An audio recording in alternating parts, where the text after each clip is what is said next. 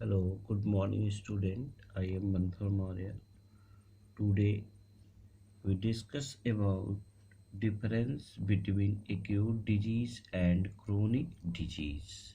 आज हम लोग क्या डिस्कस करेंगे?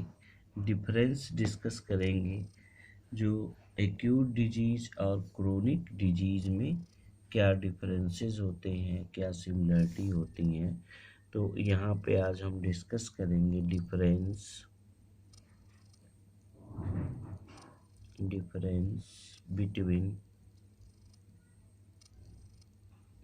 between acute disease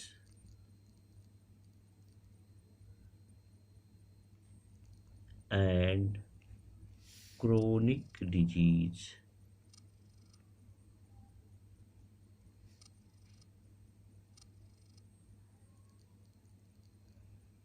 ठीक है, तो आज हम डिस्कस करेंगे डिफरेंस, क्या कहते हैं, acute disease and chronic disease के डिफरेंस में। तो when a person affected by a disease, either the normal function or the appearance of one or more system of the body change for the root, these changes give rise to sign that is called symptom. On the basis of symptoms, the physicians looks for the sign of a particular disease and conduct test to confirm the disease। तो disease जो होती है वो two types की होती हैं। Disease of are different type, they are categorize into two group. First को कहते हैं एक्यूट डिजीज। एक्यूट डिजीज क्या होती है? Acute disease are diseases which last only for short period of time, does not have long term effect on health। जो acute disease होती है, acute disease क्या होती है, हम उसको कह सकते हैं कि acute disease are those disease which last only for a short time period of time. ठीक है ना, ये शॉर्ट पीरियड ऑफ टाइम के लिए होती है एक्यूट डिजीज, और ये किसी भी पेशेंट को लॉन्ग टर्म तक उसके स्वास्थ्य को प्रभावित नहीं कर सकती है। ठीक है, जैसे इसके अंतर्गत आ जाता है कोल्ड, आ जाता है कफ, आ जाता है टाइफाइड, आ जाता है कॉलरा, आ जाता है। और नेक्स्ट जो है आपका, उसको हम कहते हैं क्रोनिक डिजीज। तो chronic disease which last for long time and has long term drastic effect on health। जैसे हम कह लें diabetes, tuberculosis, elephantiasis, arthritis, cancer, ये सारी चीज़ें क्या होती हैं, ये किसके अंतर्गत आती हैं? वो क्रोनिक डिजीज के अंतर्गत आती हैं। तो अगर हम इसको यहाँ पे डिफरेंसेस करेंगे तो हमको सबसे पहले ये करना होगा, यहाँ अगर हम लिखे एक्यूट डिजीज, एक्यूट, और इधर हम लिखे क्रोनिक।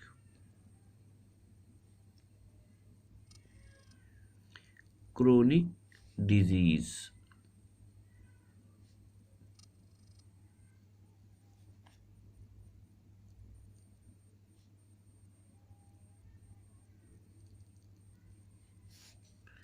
तो यहाँ पे जो फर्स्ट है, they are short duration disease. इसको हम क्या कह सकते हैं? They are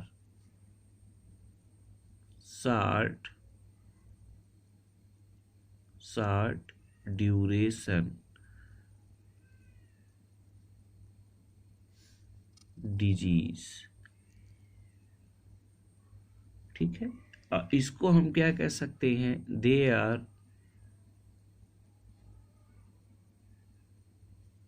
long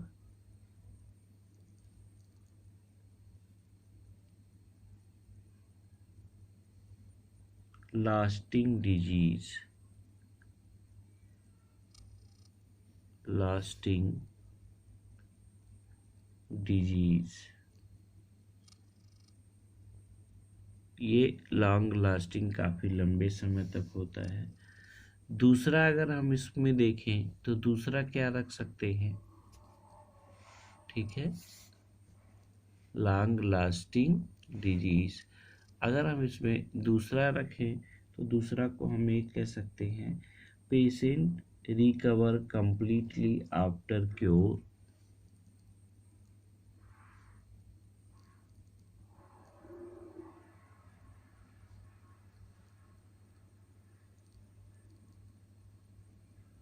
patient recover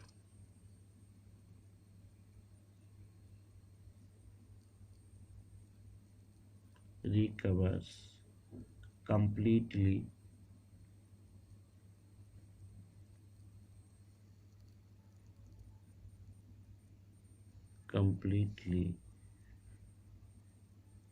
after the cure,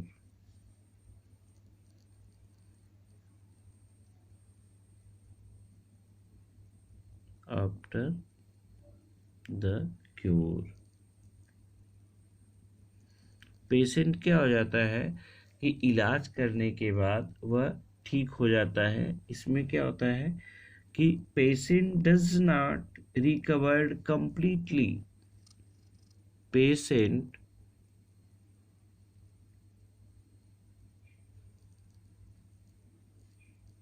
does not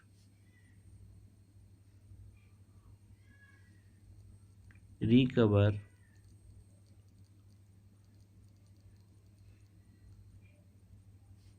completely.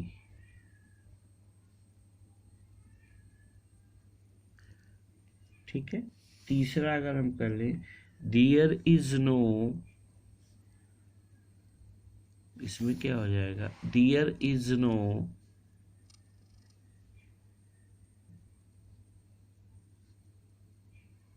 There is no loss of weight और feeling, loss of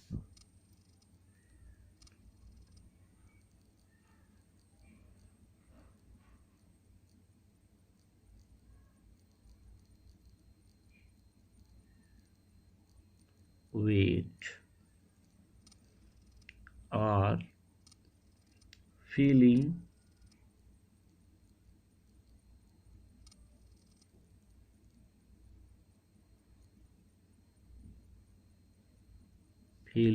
of tiredness,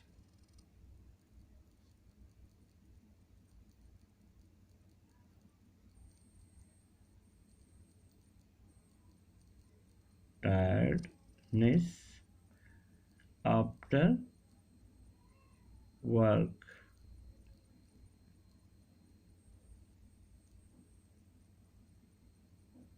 after work. और इसमें हम क्या कह सकते हैं, there is often loss wait,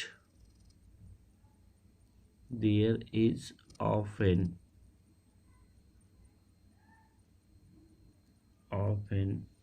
loss weight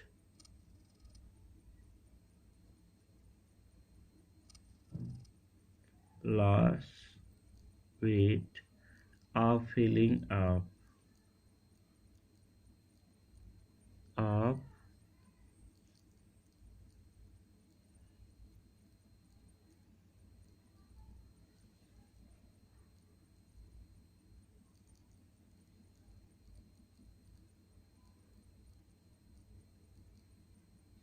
tiredness. ठीक है।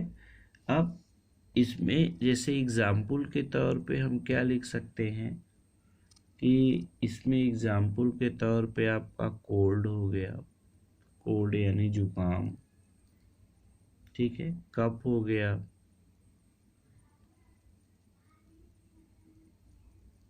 कफ हो गया, टाइफाइड हो गया,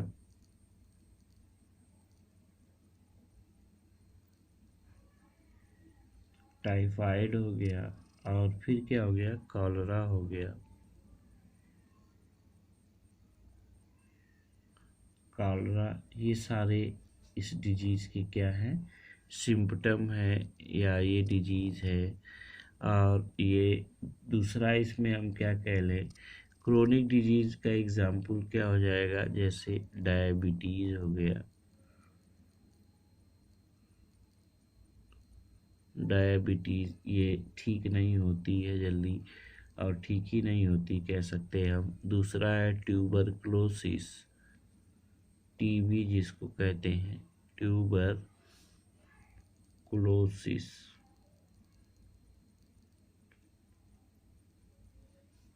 एलिफेंटियासिस, जिसको हम बाउचेरियासिस डिजीज के नाम से भी जानते हैं, एलिफेंटियासिस।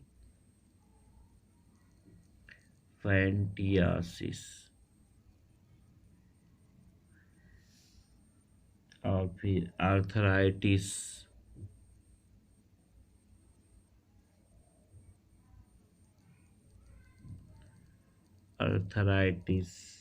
कैंसर, HIV, ये चीज़ है, या इसी को हम कह सकते हैं एड्स। ये सारी डिजीज़ क्या होती हैं, क्रोनिक डिजीज़ होती हैं। I hope you understand what is acute disease and what is chronic disease. तो ये सारी चीज़ें आपको दो बताया हमने। और नेक्स्ट डे हम जो डिजीज़ हैं उसमें से जो है कुछ बैक्टीरियल डिजीज़ और कुछ वायरल डिजीज़ और कुछ प्रोटोजोअन्स डिजीज़ के बारे में स्टडी करेंगे। तो नेक्स्ट क्लास में हम आपको डिजीज़ के बारे में स्टडी करवाएंगे कि डिजीज़ में सबसे पहली डिजीज़ कौन सी है, दूसरी कौन सी है। तो बैक्टीरियल डिजीज़ और वायरल और साथ ही साथ अदर माइक्रोब से होने वाले डिजीज़ को हम क्या करेंगे, स्टडी करेंगे। तब तक के लिए धन्यवाद।